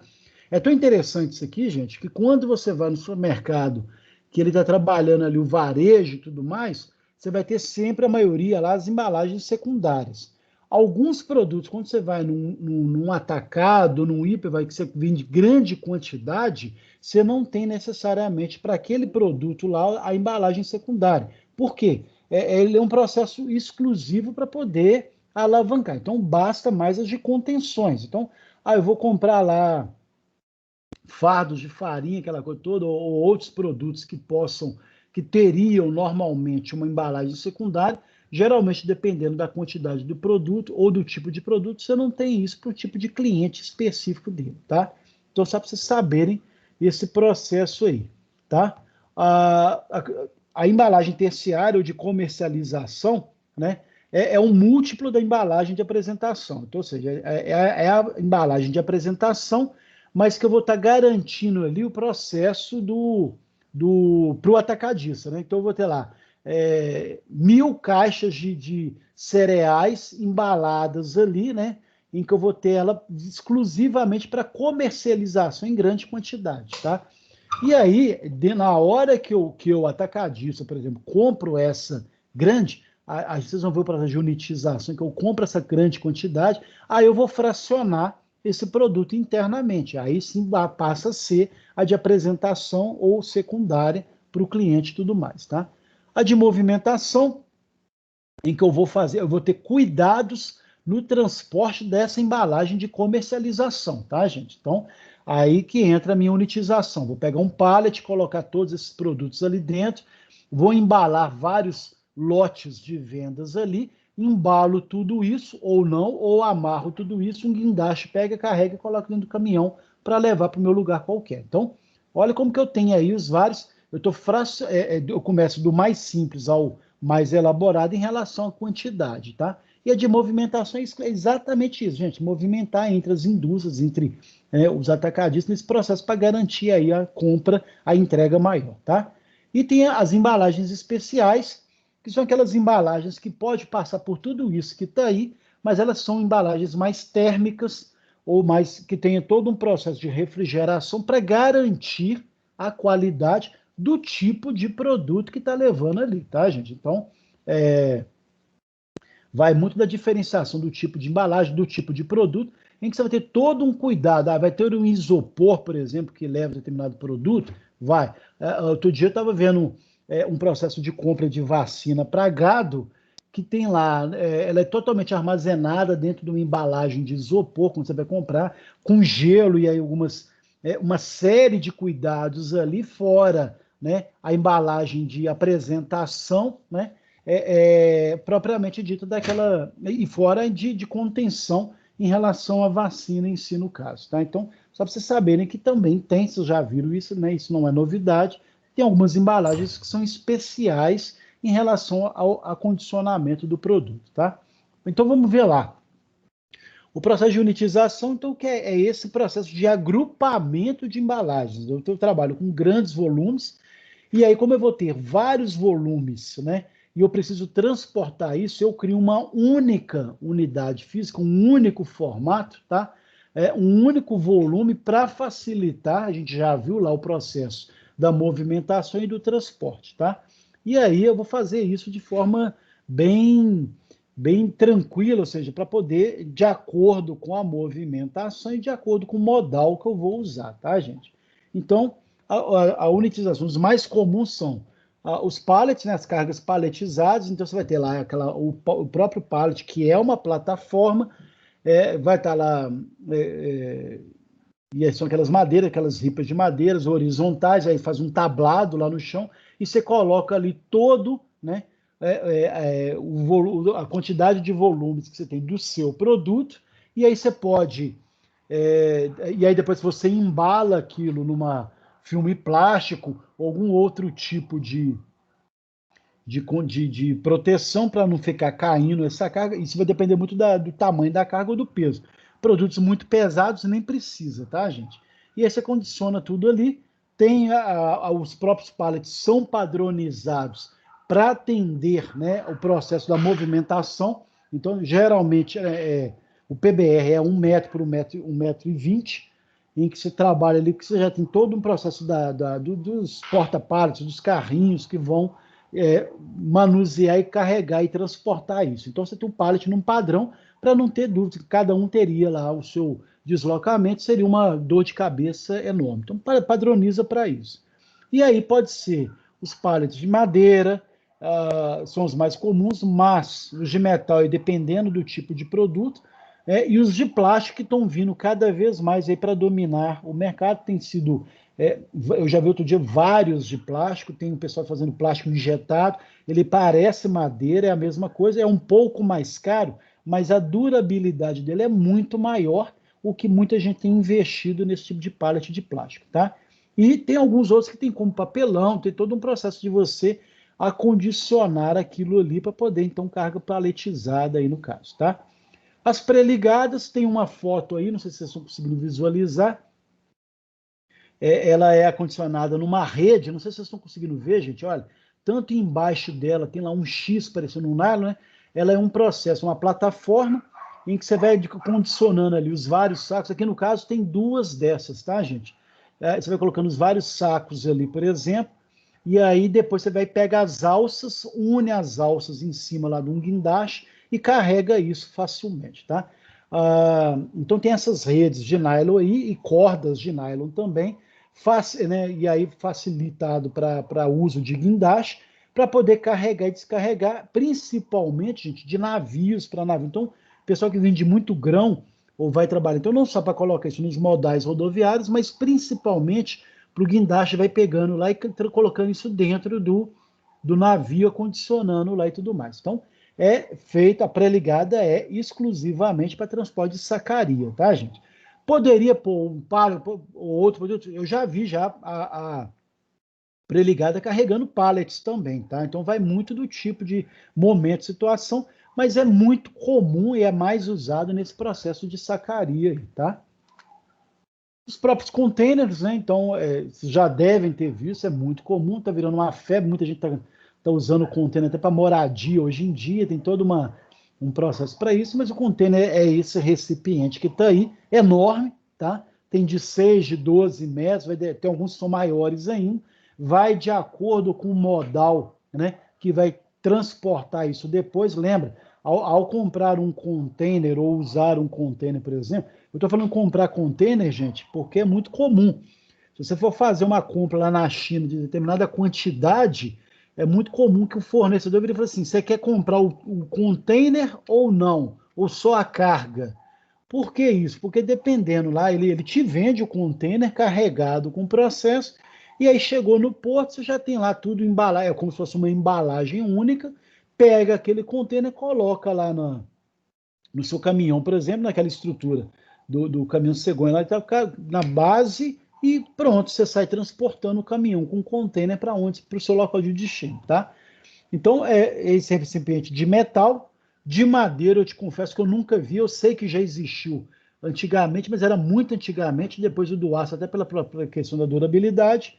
Então, tá aí, né, de grandes dimensões, então você tem uma capacidade de transporte de muito volume, então ele é vantajoso, dependendo, né, então Professor, para importação. Oi, Paulo, beleza, pode falar. O senhor falou aí, eu me lembrei. O senhor já assistiu aquele filme Velozes e Furiosos, o que foi aqui no Rio de Janeiro? Ô Paulo, eu faço uma meia-culpa, cara, eu nunca vi nenhum deles, você acredita? Sério? Porque não, nele... nada contra, é porque eu Não, nunca vi. sim. Até é um porque gênero interessante, mas é porque nunca tive tempo, assim, cara, de boa. Uhum. Eu falo no sentido desse que o senhor falou de containers, porque no filme mostra uma parte que eles compram ou encomendam um cofre E nesse cofre, tipo assim, é como se fosse uma garagem. Ele vem todo como se for parecido com um container de madeira. É tanto que eles abrem, a madeira cai, aí eles olham lá. Bem, eu fui nessa Legal. agora eu fui longe. Legal, não, legal. Eu até sei qual é a série, eu conheço os atores, teve aquele cara que morreu, tem, né, Paul Walker. o Paul Walker, né, assim, morte besta e tal, mas eu te confesso que eu até tenho até curiosidade de ver, tá, Paulo? Um dia eu vou ver, tá, assim, tá na minha lista de filmes, tá, mas aí como a gente às vezes sobra um tempinho, eu priorizo minha lista lá, e assim Tá vou certo. delegando, mas uma hora dessa eu vou ver sim, mas bacana, porque tem alguns, claro, tem alguns que são de madeira, gente, mas dependendo do tipo de produto, são mais frágeis, né? Para esses intercontinentais, né, geralmente é mais de metálico mesmo, que é o mais comum de se ver, né? E tá aí, né? O acondicionamento e o transporte, eu já falei, é carga multimodal, então sai do navio, vai para o caminhão, então tem todo esse processo de usar isso, né? E aí, de novo, comum em importação e exportação, pela facilidade que está aí, tá, gente? Ou seja, exatamente isso. Não só, né, nem pela questão do transporte em si, mas a operacionalização disso nos portos, ela é mais eficiente. Por quê? Imagina se você tivesse os produtos espalhados ou separados em sacaria. Então, você já tem algumas legislações que, quando você vai trabalhar nos portos, você tem que prioritariamente utilizar o container, porque você permite essa verticalização que a gente está vendo aí. Olha. Então, ela aguenta e aguenta torres e torres, dependendo da estrutura. Aí tem os modelos e tudo mais, tal, mas aguenta você empilhar um sobre outro, esperando o processo de embarque ou esperando na hora do desembarque os proprietários irem lá buscar. Então, facilita demais, mesmo porque os portos marítimos não têm essa dimensão como a gente gostaria, tá, gente? Então, tem todo esse processo aí, tá? Tipos especiais de unitização, né? Então, outras formas de agrupar produtos específicos. Então, por exemplo, tem o Big Bag, que é esse que está aí na foto. Vocês já viram também, gente? Ele é interessantíssimo também. Muito para produto químico, produto em pó, que você consegue armazenar ali alguns. Químico dependendo do produto, tá, gente?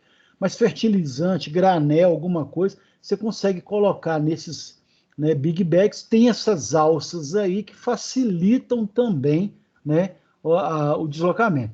Podem notar que além do Big Bag, tem também os pallets. O pallet, eu acho que foi colocado num processo só de garantir que ele não fique em contato, porque para a questão de transporte não precisa, tá? Eles são usados não só para conter líquido, dependendo do tipo do Big Bag, tá? Mas também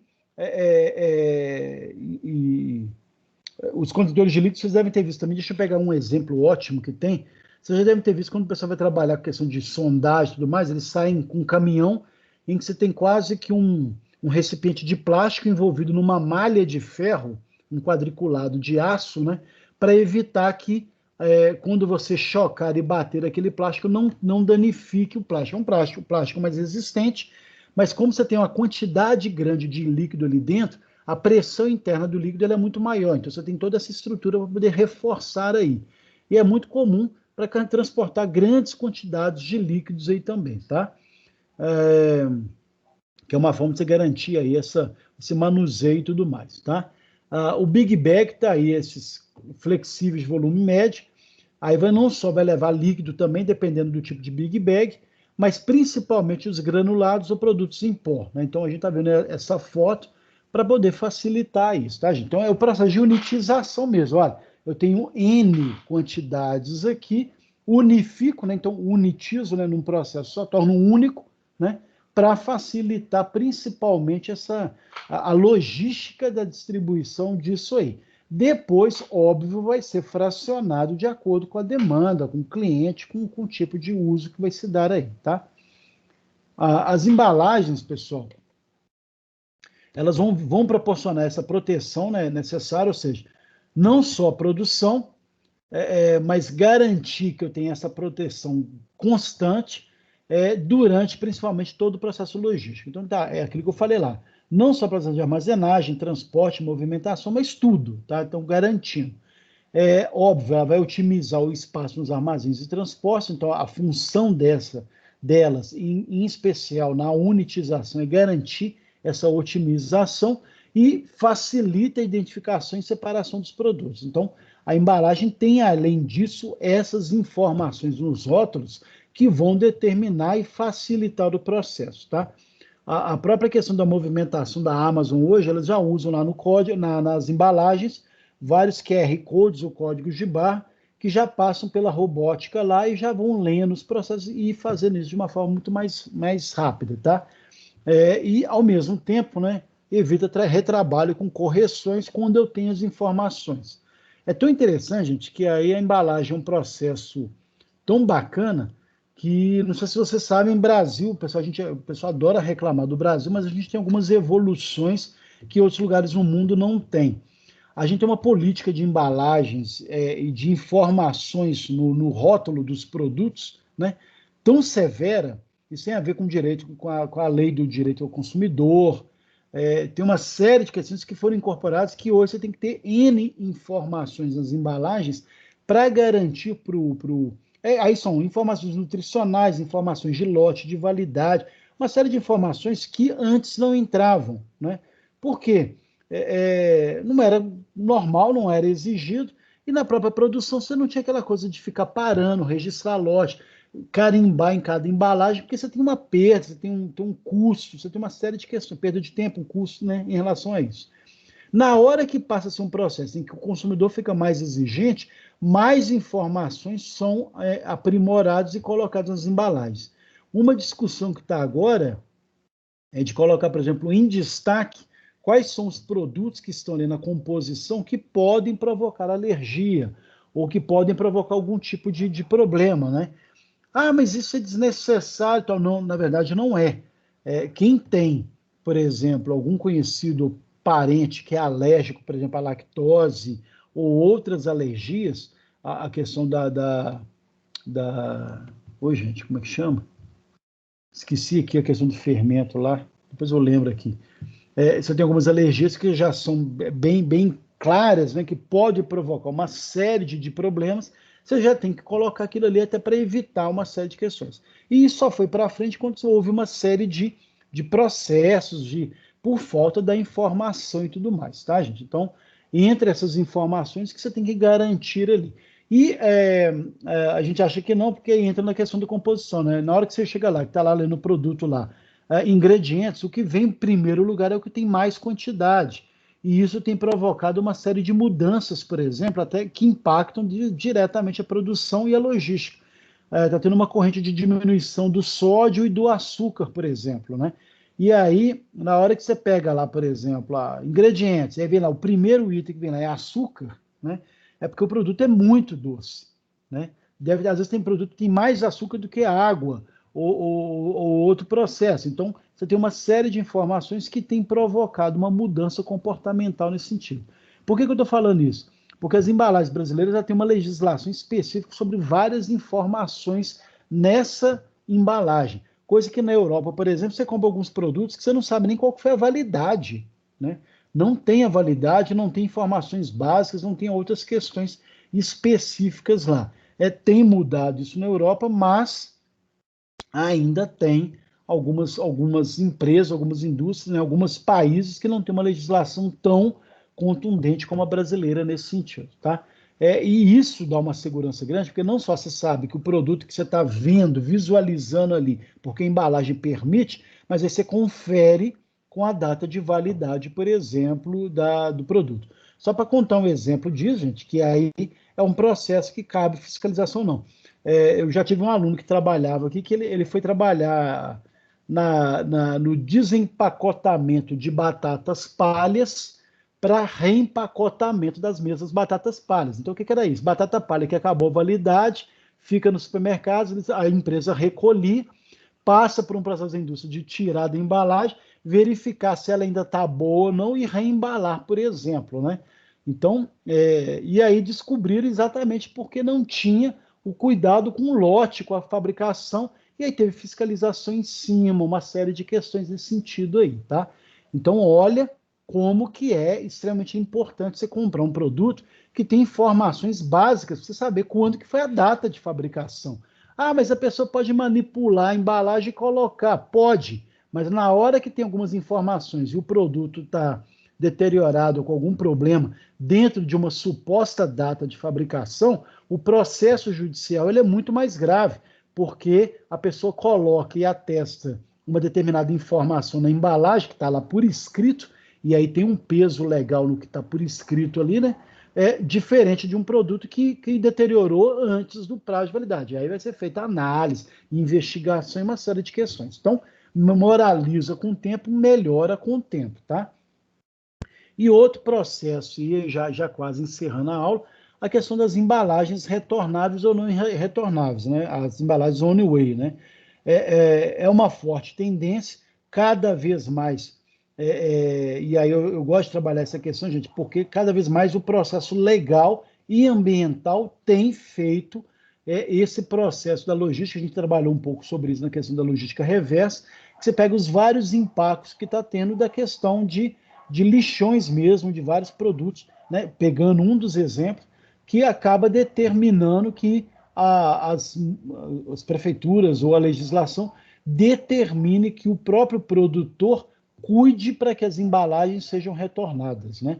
E aí ele vai dar depois um destino de uma forma própria em relação às embalagens que ele retornou. Ou vai reaproveitar, ou vai reciclar de alguma forma, algum processo nesse sentido, tá? Então, essas embalagens, então, elas têm um sistema integrado, né? Tem toda uma sistematização, né, que identifica e controla, né, as movimentações das embalagens. Eu já ouvi até uma lenda que o pessoal fala que aqueles leites Tetra Pak tem lá uma cor lá no fundo com um número para dizer quantas vezes aquele líquido foi reinvasado ali dentro. Não, isso é lenda, tá, gente?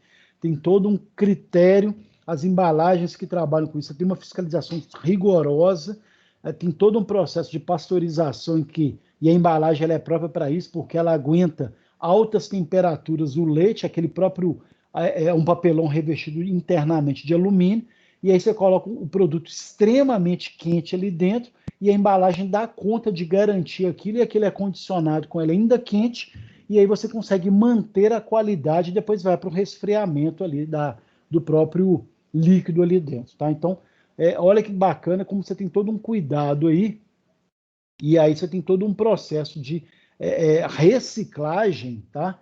Própria para os produtos, para poder evitar uma série de transtornos e tudo mais, tá? Uma das discussões que está em voga nessa questão das embalagens é a questão já tem vários, né, produtos já. Então, a cerveja já está tendo isso, vidro, vários, dependendo do tipo de plástico que está sendo utilizado, está tendo um processo de conscientização do plástico ser recolhido, ou, ao mesmo tempo, está acelerando uma série de iniciativas para se desenvolver um plástico que seja único para todos os produtos que usam embalagens plásticas, né? E aí, alguns estão desenvolvendo esses biodegradáveis que permite conter ali vários tipos de produtos diferentes, mas no mesmo plástico, isso facilita decisivamente até o processo de reciclagem aí, ou de recolhimento disso aí, tá? E nesse processo tem que ser considerado, né, as vantagens da utilização, né, versus a vida útil da embalagem, ou seja, quantas vezes vai ser reutilizada ou utilizada, que tipo de embalagem que me permite, por exemplo, ir reaproveitando ou não. Por isso que o alumínio, por mais que a bauxita seja um transtorno em relação à exploração em si, né, mas cada vez mais há políticas de reciclagem. Aliás, é um material, né, no Brasil, então quase 100% do alumínio é reaproveitado, reciclado, recolhido, porque você pode derreter e utilizar N vezes, né? Quantas vezes for possível. Alguns produtos na linha do PVC estão na mesma ordem, mas o alumínio ainda tem mais vantagem em relação a isso, tá, gente? E aí por quê? Porque você pode utilizar inúmeras vezes, tá? Aí vem o processo da embalagem ser mais robusta, mais forte e tudo mais, com a redução de avarias. Então, tem toda uma conscientização que acaba impactando. Se eu tenho um produto que vai quebrar muito fácil, vai furar, por exemplo, leite em saquinho, por exemplo, né? A grande diferença que fez com que a Tetra Pak dominasse o mercado de leites, não só pela questão da pasteurização, o próprio plástico do saquinho de leite, ele também aguenta, mas um dos processos, né, fundamentais foi a questão do saquinho. Era muito comum você comprar aquilo, colocava e qualquer batidinha tal, furava e vazava o leite todo, você perdia o produto ali, né? Então, na hora que você tem uma embalagem que permite empilhamento, permite aglutinação, carregar várias ao mesmo tempo, colocar uma sobre a outra, né? E impede que você perca o material, ainda conserva ele, naturalmente ele tem um processo de impacto de utilização cada vez maior. Mesmo com custo, você paga todo um royalty pelo uso da Tetra Pak, não é todo produto que pode usar, tem que pedir licença, pagar para a empresa original para isso. Então tem todo um processo voltado nesse caso aí, tá? E ao mesmo tempo você tem que ver lá os custos da reutilização, não só o processo de separação ou de rastreamento, mas de manutenção e limpeza. Então, dependendo da época e tudo mais, ou seja, teve um aumento grande em relação ao alumínio e tudo mais, dependendo das empresas de bebidas que usam as latinhas de alumínio. Se tiver um impacto decisivo, eles vão fazer uma campanha de retorno do casco, por exemplo. Então, pega a bebida de cerveja, por exemplo, é muito comum. Você tem muita latinha, então, dependendo da época do ano, eles falam assim, eu estou precisando renovar aqui o processo tal, eu não vou ter muito estoque de alumínio, o preço no mercado está caro, dependendo do N fatores. Deixa eu estimular, então, o uso do casco, né? E aí você cria uma campanha e tudo mais, que às vezes sai, e aí você tem que avaliar muito bem, porque não só o casco que você vai pegar de volta, mas você tem que fazer todo o processo de limpeza, de manutenção para ver se ele não está quebrado, se não tem, né, lascado, então tem uma série de processos, mas você pode, né, quebrar o vidro e reaproveitá-lo, por exemplo, né, normalmente. Então, para tudo isso, você tem que avaliar se vale a pena ou não reutilizar, tá? Por exemplo, a gente já falou isso aqui, se eu não me engano, a questão do plástico no lixão, por exemplo, poderia assim, criar essa... Não funciona esses locais de...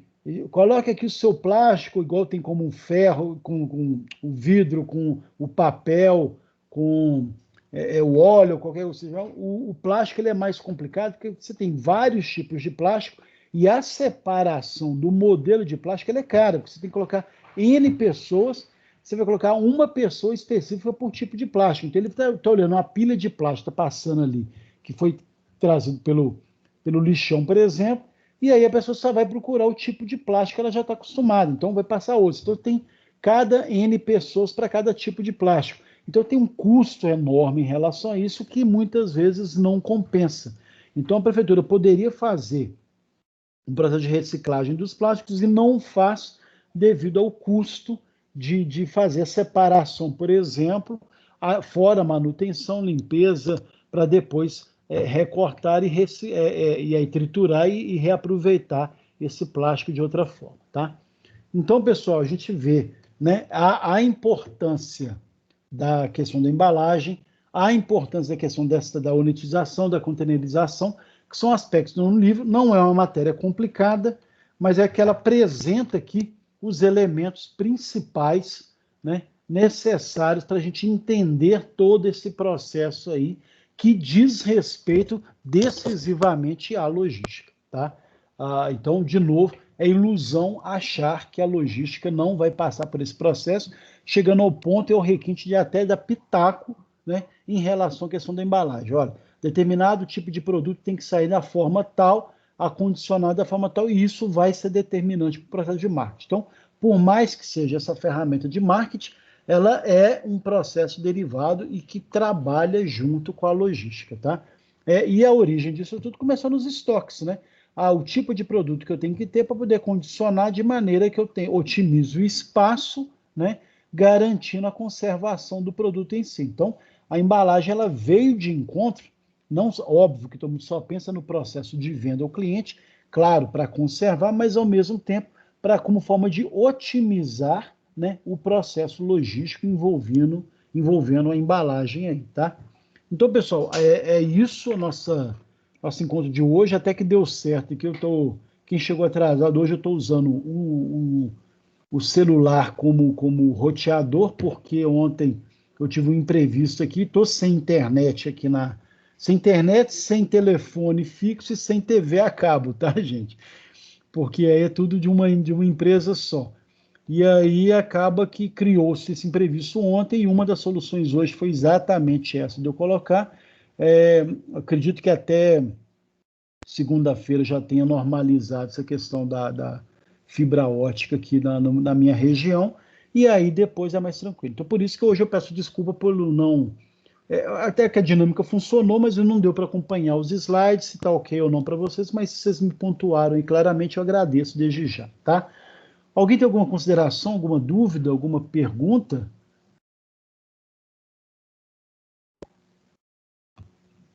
Por mim, não, professor. Por mim, tranquilo. Ok, gente. Eu tenho um trabalho aqui, é o seguinte, tinha formulado meu trabalho, está aqui no computador, mas eu depois, para essa questão eu depois vou passar para vocês um trabalho relativo a essa aula de hoje. Eu vou passar lá no grupo de WhatsApp, ok? A priori, vocês me entregam semana que vem, tá? Mas quem precisar de um pouco mais de tempo não tem problema, tá ok? Tem a ver com essa questão de unitização e embalagem aqui, tá? Ok, gente? Alô? Positivo. Ok, professor. Bacana, Ok, tá? professor. Pessoal, outro recado que eu tinha dado no começo, eu estou repetindo aqui, então é redundância mesmo, tá?